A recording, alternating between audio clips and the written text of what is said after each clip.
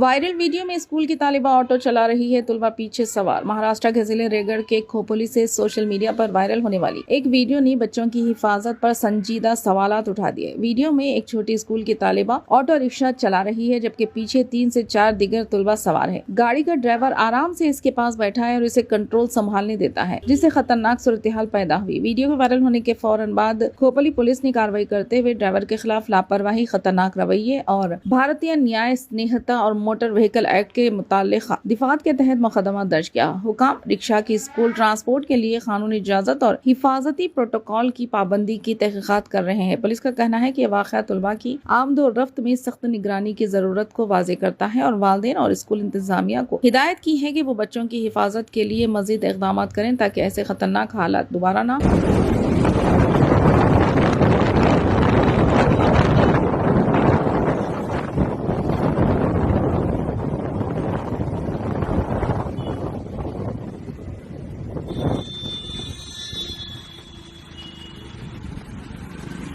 पप्पाला सांगा, तुमच्या घरच्या लोकांना सांगा तुम्ही